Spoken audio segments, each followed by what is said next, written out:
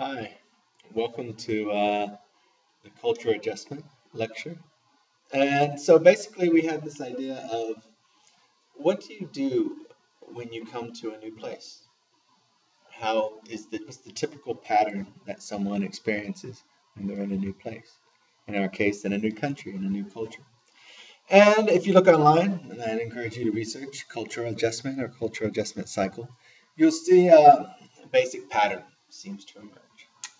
That is, you start off and you have a good period of a honeymoon where everything's great. And so this would be like time, and this would be your emotional highs or lows.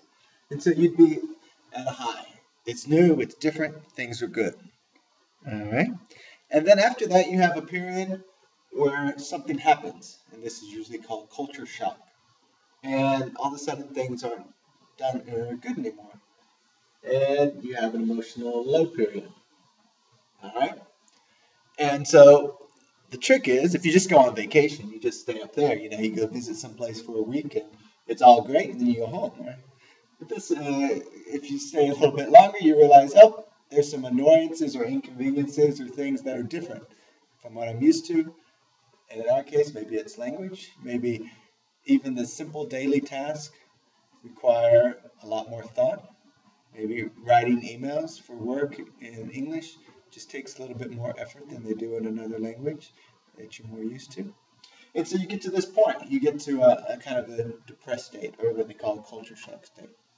And then hopefully you have something that you do, and that's one of the things that we'll talk about is what types of things can you do, where you return and you adapt. And maybe you don't get as high as that cultural, that honeymoon period, but you get up there and you feel good about the place. Some places call this surface adaptation. In other words, on the surface, everything's fine. All right.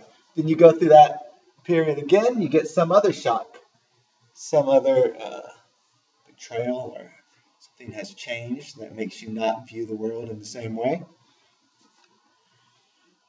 And then you have some other strategy, something that comes up, and you get back. And the idea being that over time, your highs and your lows, or at least your lows, become a little less down, and you gradually reach adjustment, or some people say assimilation. In other words, you feel comfortable in your life, your professional life, or your daily life.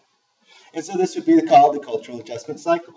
Honeymoon, culture shock, adaptation, deeper culture shock, and assimilation.